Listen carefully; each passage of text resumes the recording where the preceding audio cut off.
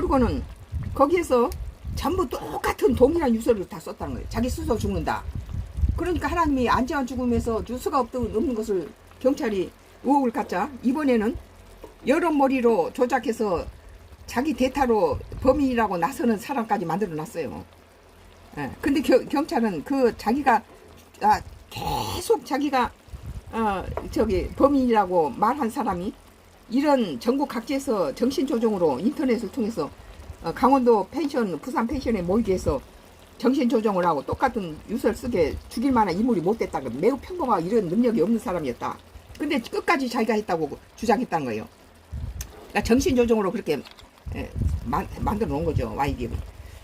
그래 놓고는 근데 뭐 안전의 죽음에서 실패한 부분을 여기서 보완했다 하는데 보니까 안전에서 유서가 없는 것이 경찰에서 의혹을 갖자 이번에서는 전부 다 동일한 유서를 썼다는 거. 자기 스스로 죽는다고.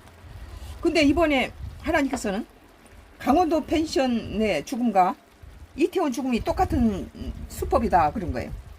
그런데 이태원도 전국 각지에서 불특정 다수가 모였어요. 서울 사람만 죽는 게 아니에요. 그리고 강원도 펜션에서도 불특정 다수 처음 본 사람들이 만나서 거기는 뭐 강원도 사람만 죽는 게 아니라 서울 사람, 부산 사람, 광주 사람, 대구, 춘천 뭐 전부 전국 각지에서 인터넷을 보고 20, 30대가 다 모여서 죽었다는 거예요 이게. 그런데 이태원 사건도 마찬가지예요. 불특정 다수를 인터넷으로 모여서 미러가 살인명령 단어예요. 그리고 이 사람은 또 거꾸로 강원도 펜션에서는 죽어도 자기가 범인이라고 말했는데 이 사람은 능력이 없는 사람이었다 이거죠. 근데 이번에는 미러미러 했던 사람을 조사해보라고 내가 그랬는데 그때 조사했던 경찰관은 자기는 절대 미러미러 안 했다고 다 발뺌을 뺀다는 거예요. 이것을 뒤집어 말하면은 절대 안 했다는 것과 절대 했다는 것은 전부 정신조정 당했다는 거예요. 이건 니들은 절대 이거 했다고 말하면 안 된다 이렇게 조정도 하고 저것은 절대 했다고 하라. 이거 정신조정의 무서운 부분이에요.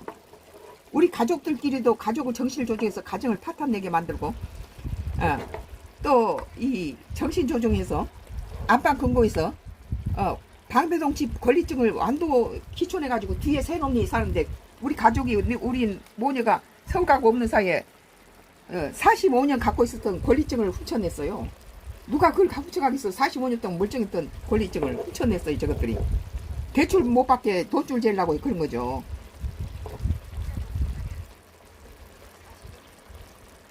오늘은 이제 쭈꾸미를 넣을까요? 쭈꾸미를 좀 넣을게요.